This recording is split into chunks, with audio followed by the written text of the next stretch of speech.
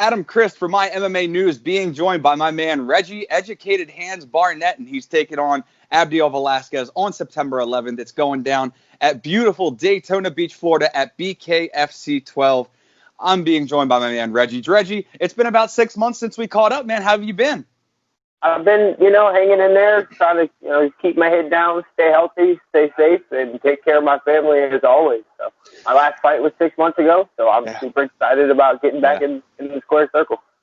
So people that didn't get a chance to see the Matt Murphy fight, second round TKO, you won that bout.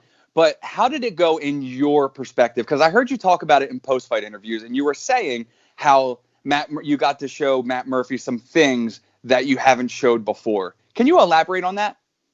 I mean, every time I come to the squared circle, I bring something new. I try to up the ante a little bit and change the game. And I definitely did in the Matt Murphy fight. And nobody really got to see it. Unfortunately. And that's cool with me, though, honestly. Because if Abdul wasn't paying attention, I'm going to use it on him, too. So it's a double-edged sword. Of course, I'd love to get out there and defend, see my work, but at the same time, nobody really got a chance to see it. So some of those weapons I can put right back in my tool belt and use them. And in a minute and a half, I had him so flustered and confused that his will was already broken. We all know that Matt Murphy is not like the best fighter, but he's always game, and normally he always shows up. And he had a 5-round war with Johnny Bedford. They had a war, and I broke his will in less than a minute and a half, and he was just looking for a way out. And that cut was just his excuse to get them to stop the fight. No disrespect, nothing against Matt Murphy. So that just goes to show that I upped the ante again then, and I will, of course, up the ante again on September 11th. And one of the things, and we've talked about this before, off camera, on camera, is you seem to be such a BKFC purist. It's not that you just care about the fight game. You actually care about the sport of bare knuckle boxing. And not only do I respect that, but I love that. But what makes you driven to be such like you said, the Chuck Liddells, the Tito Ortizes of BKFC? What drives you to be that man? I just feel like it was kind of my calling in life, especially when the door opened for this sport to take place.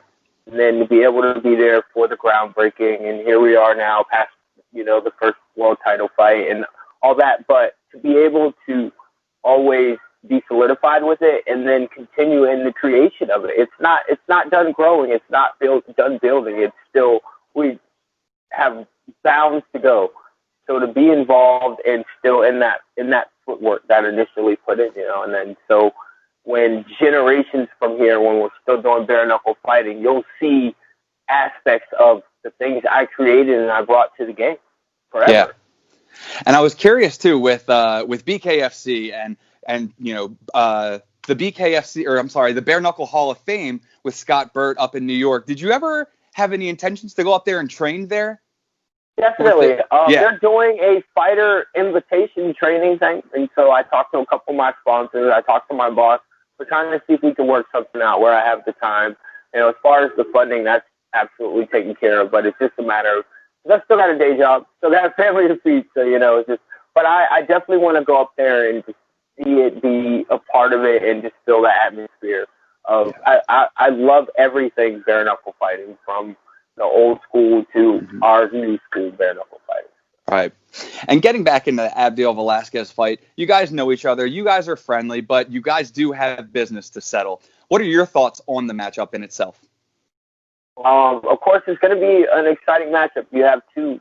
The thing I love about this fight the most is you have two guys who have been in the bare knuckle square circle a few times now. It's not like we're coming in and getting our feet wet, and this is our first week. Me and him combined together, I think it's like almost 10 times. So yeah, both fought the champion too. Yeah, there's experience, and so with that experience comes a chance for a more exciting fight. It's going to see who can make the adjustment, who can make the adjustment, who can make the adjustment, or who wants it more. Abdiel's coming off a loss, and he doesn't want to lose again. Me, I am intent on solidifying my dominance as one of the top fighters in 135.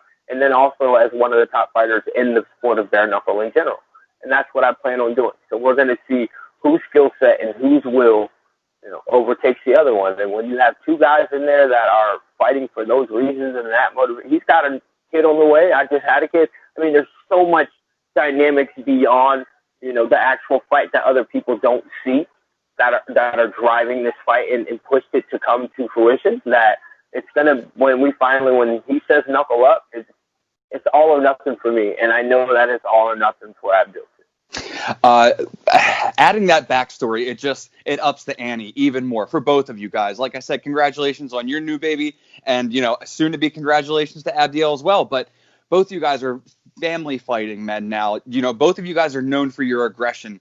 Both of you come forward, you're putting your hands on each other nonstop from when they say toe to the line and the first bell sounds. Both of you pressure fighters. With Abdiel coming off of that loss, do you feel he might be that much more hungrier to try and take your name out? Yeah, of course. It's definitely a motivation for him if he can get past me, be like, I'm the only other person besides the champ. But it's not going to happen. Of course, it provides extra motivation for him, and I'm cool with that. And it might encourage him to fight a little harder, which I'm cool with too, because I'm going to fight a little harder. I'm always ready and prepared for whatever. I got off the canvas 3 times and still kept going forward. Nobody in this world built like me. Abby got knocked down, and what did he do? He quit. He didn't get back up. We all watched it.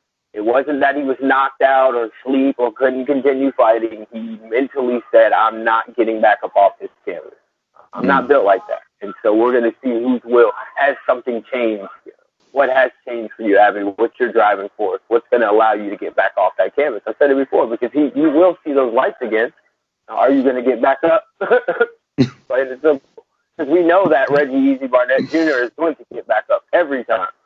Are you going to get back up? I love it, man. So, like I said, I interviewed Abdiel a couple days ago. He said you guys were supposed to fight in MMA. And, quote, he told me straight up he didn't want to fight MMA because it isn't his style. Any truth behind that? Or can you talk about that scheduled bout or what was supposed to happen now that it's finally happening? Yeah, I know the fight was offered to me. I don't really remember too much of the details. I'm not going to sit here and lie and say that I do. I know that the fight came across. It was an MMA fight. We had a couple other fights on the table, and I decided at the point in my career in the MMA that he had more MMA experience than me. So it made more sense to take the other fight that was offered. I've never ducked Abdul. I understand. I recognize his experience and his skill in the MMA arena, but I'm also a cage fighter, and I'm a game cage fighter. I'm not going to sit here and claim I'm, the next thing at bantamweight at 135 MMA. That's never really been my forte. But will I get in there and fight my ass off and put on a good show in the cage? Always. Anytime I get in any type of fight you put me in, it's going to be exciting. Somebody's going to get hurt. Somebody's going to bleed. So if we end up down the road, we could fight every way after this. I'll beat you bare knuckle. We can get in the cage. You could try to beat me in the cage, and then we can get in the boxing ring. I'll beat you in the boxing ring. We can get in the kickboxer or the Muay Thai. Anyway, I'm a games man. I love fighting. So from, like I said, both you guys being pressure fighters, how do you think it's going to go from the first bell? He's going to back up off the line. Really? I don't think he's going to come forward off the line. Interesting. His quote was something along the line. He said he knows it's going to go to a unanimous decision in his favor. He plans to frustrate you with his movement. But he also said... That's what I said. He's going to back off the line. He said it the other day, you got to catch me. I'm cool with that, bro. I see how fast you can run. But another quote, and I'm pulling it up right now, was he said, a slugfest for a few seconds, reset, get back to work, and then he's going to play it smart. But he did say he plans for a slugfest from the gate. Do you think there's any truth in that? No. No. He knows I'm an extremely talented counterpuncher. So you trying to slug with me off the gate is going to get you hurt. So pending this win, I know you have 2 names in mind. One of them being Dat Nguyen and the other one being Johnny Bedford, who you had a competitive match against, but unfortunately came on the losing end. I want to ask, what do you think about their upcoming scheduled bout? And who do you think will take that bout? And who are you more vested into fighting? Damn, that was like 3 questions in I one. know, right? I know. It's all about the same. I wanted to say. Like, hold on, wait a minute. I got to go back and like process each question first. So, how the fight between them will go out. We'll go with there. You rolling? All right. I'm sorry. Love you, bro. Love you. Be safe. Practice 6 p.m. Sunday. Got you. I'll be there. All right. Sorry, my coach is leaving. All good, man. All good. Got to keep some loving, coach. So, anyway. Hold on 1 second, Adam. You're good, brother. Love you, bro. I'll see you Sunday. Oh. Hey, got to show respect and love. Got to show respect and love for your people, man. I get it. So, I was gonna say, pending this win, what do you think about that? We're gonna see if that really truly has the boxing skill set and prowessness to outsmart and beat Johnny's size and aggression. I honestly don't think he does. Mm-hmm. That's just my personal opinion. But we shall see. You know, I'm not rooting for either one because either way it plays out, it's a win-win for me. So who would you rather fight? If Johnny wins, I get a rematch, and I know how to approach that fight. Mm-hmm. And I get 2 extra rounds. That was another thing that kind of, you know, I asked initially when they made the fight to the championship fight to be 7 rounds, like they were in the UK. And they said, no, it's a 5-round title fight. And so our fight was 5 rounds. Well, then they announced that this year all the title fights will be 7 rounds. 2 more rounds, Johnny was gassed. He was out of gas. 2 more rounds, I'd have at least knocked him down. If not got him up out of there, I got my point back. It'd have been a draw. I mean, we ain't dealing in what it could have, should have. The thing about it is now we have more time, right? So, you know, and then that, everybody knows I want to fight that. Like it's for the title and beat his ass and take the world championship. That's more icing on the cake. But it wouldn't really matter whether it was for the belt or not. Like I said, principality has dictated that you now have to fight me, bro. You said what you said. Stand by your words as a man. You can fight me any way you want to. Bare knuckle, MMA, boxing, kickboxing, Muay Thai. We could do some less weight. You know, he was acting like he was Bruce Lee a couple weeks ago. You know, we could do some whatever form of, you know, martial arts you want to do, bro. I don't care. So either way, it doesn't matter who wins. It favors me. I just hope it's an exciting fight. That's it. I always want to see exciting fights between all the competitors and the BKFC.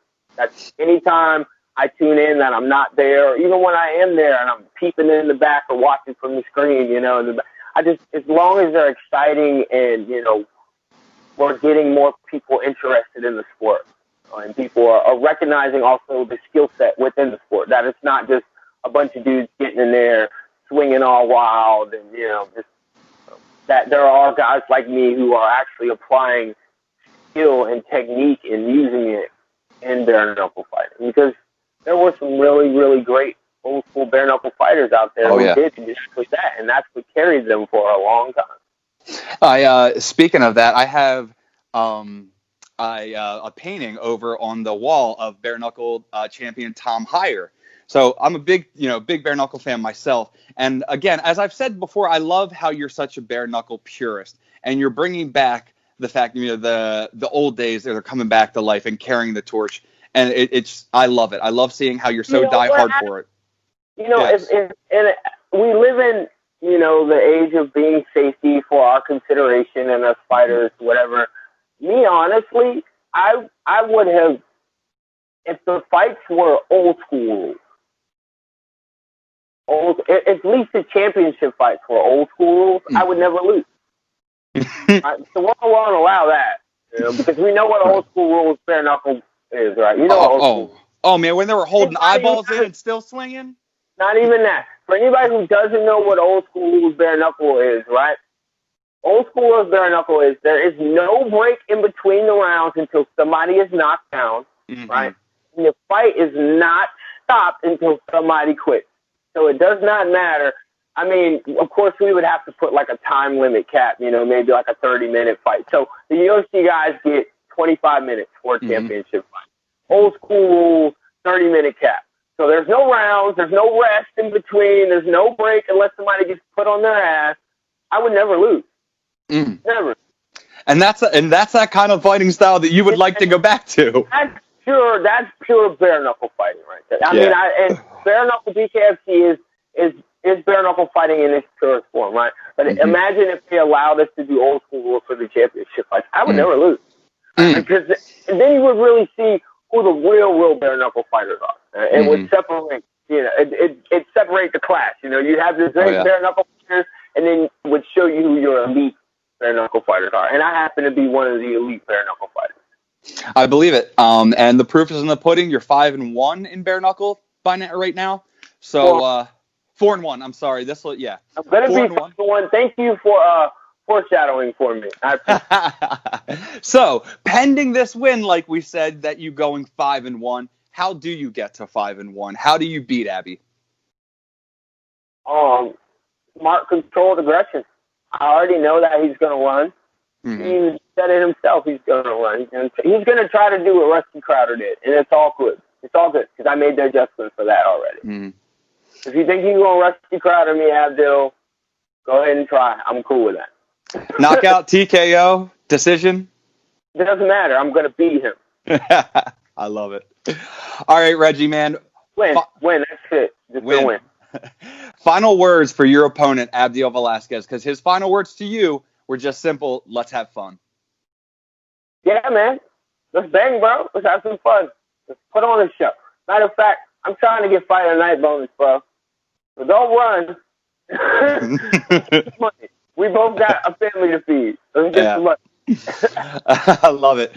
All right, Reggie, man. Go ahead and shout out any of your sponsors, any of your people you need to let the people know about, as well as all your social media accounts that the fans can follow so they can keep up with all your fights. Definitely. All right, so we'll do Instagram first. My Instagram is _EAZ_E_. It's easy. Go up there, follow it. I have a whole bunch of great training videos. Feel free to steal anything that I do, add it to your resume. Anything that I do is going to make you a better fighter. Of course, my Facebook, my fan page, Reggie Barnett Jr. Go and give the like button a smash over there. Y'all can follow my personal page, see how my family's doing. Our 757 boxing page on Facebook. Check it out. Like I said, we have national champions and ranked champions all, in the country right now. So I just can't wait for the kids to start fighting again. And then my sponsors, oh my gosh, here we go. I'm just rambling them out. Let's see. We got Match Bout, Lamora Rose, Cryo Spa, which absolutely, ginger ales, which I just got a new shipment. He's got watermelon, absolutely delicious. And I'm coming out with my own person. He's going to try to create me an easy apple ginger ale. Oh.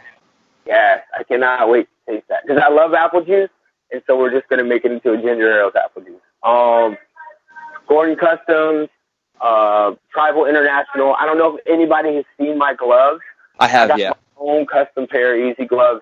Anybody out there, they can do anything you want, your own custom logo. Check it out, tribalinternational.com. Great work. Of course, Nikki Booker, Miss Nikki Booker. That's my homegirl. She's all the way in Iowa, still showing her support and love. Where else are we at? Don't forget Momager. Don't forget Momager. Yes, I'll never forget my Momager. My mom, of course, Kim Barnett, she is been putting in work, and we are, getting out there. Oh, the last thing I wanted to say, we didn't talk about it right quick. I launched my new project tomorrow. It's called Educated Minds. Educated Minds. For anybody of you out there, right, this is real simple. It's not like an organization. We don't need money, none of that. All we need is each other. It's a initiative, a thought. Reach out to your children.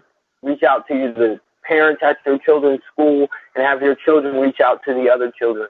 Get them connected, help them learn from each other, and use all of this social media, all of this technology to keep the kids connected and socializing in this COVID world that we live in. Because not only is their education important, but also their social connectivity. The kids are the future, will be the world leaders to come, and so it is our job as their parents, not the teacher's job. It is our job as the parent. It is it is the kids' job as peers to each other to help educate the minds of all of us. And in that, we will truly change and shape the world for a better future. And so that's my message. It launches tomorrow. I'm super excited about that. And it's just an initiative, and it just takes one. You said you're a teacher, so it takes one little step. Tell one of the kids, hey, make sure you reach out to little Timmy's mom, and she talks to your mom. So if you need help with something you don't understand in class and you can't get a hold of me, call little Jack, and also can rap about it. So not only are the kids socializing, because in some places the kids are not in school together. My daughter's not going back to school. They're doing Zoom school. Right. And so that social interaction is important for kids. Now, I'm curious, is this just for your area in Virginia, or is this for nationwide, worldwide? What? Nationwide.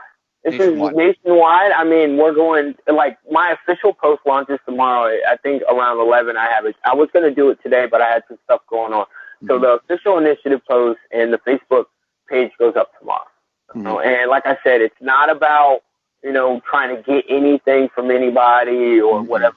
It's not even a matter of being a set one. It's an initiative and a thought.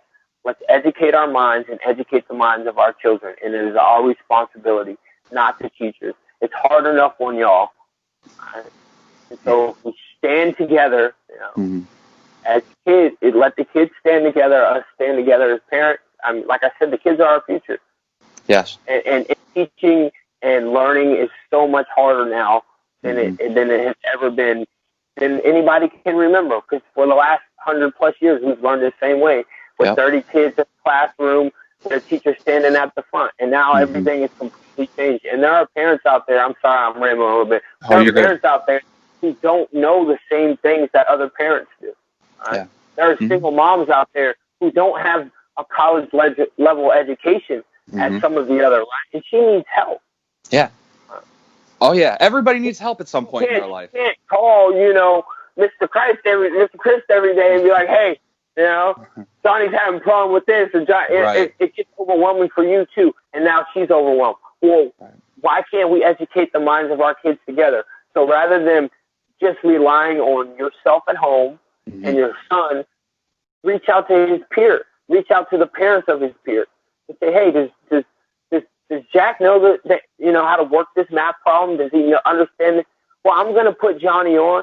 Do you mind if they talk for a little bit and maybe work this out together? And I swear to goodness, Adam, it's going to change the world. Just one kid at a time, I promise you. And I just cannot. I'm really passionate about this project. It's going to take off. One step at a time. It's not. And I just started it right here in my local community, and so we're just reaching out to other people. And the kids are the most important part of this world. Yeah.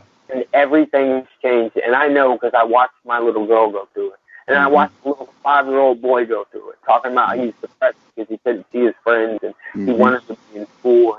No kid should have to live like that. So why don't we take the initiative to educate some minds, on the level of helping each other, making sure they're learning at the capacity that they need to learn, and making sure they're still getting that much-needed social interaction. That is it. So we launch tomorrow, and so look for it. I'm going to share it all over Instagram, Facebook. I created a Twitter account just so I can share it on Twitter tomorrow. So. Well, I definitely want to spread the awareness on it. I love the idea that you have going on behind it, and we'll catch up a little bit later because I definitely want to put a story together for this because it's something that needs to be known, and I like your passion behind getting the kids and the parents working together. But back shifting on the fight news and whatnot because we're all over the place now. Yeah, we're all over the place. I know, man. So Reggie, I appreciate your time as always, man. It's always a pleasure to talk with you. What's that? Are you going to be there next week? What's that? Are you going to be there? No, I will not be there. I will be tuned in, of course, from home. Best wishes as always. I definitely, I've been cool with the Feldmans for a long time now. The Philly days, everything. I do want to come out to one of their shows, 1,000%. And I will make sure that Reggie, Educated Hands Barnett, is on that card when it happens. Definitely. Thank you so much, Adam. I appreciate it. Everybody, make sure y'all tune in next weekend, Friday, September 11th. BKFC 12, yours truly, returning to the squared circle against Abdul Velazquez. I want to put these educated hands on him. But in the meantime, y'all get with your kids, get with your teachers, your parents get together, and let's educate some minds and make sure that our kids are getting everything that they need to have a better future. And Reggie Barnett just did my closing for me. There he is right there. Reggie Educated Hands Barnett. Like he just said, he stole the words right out of my mouth. September 11th, it's going down, Daytona Beach, Florida. Reggie Educated Hands Barnett goes against Abdiel Velazquez. This bout has fireworks written all over it. I can't wait to see it. For Reggie Barnett, I'm Adam Christ. Make sure you keep it locked to mymmanews.com for all your fight news needs. All right, Reggie.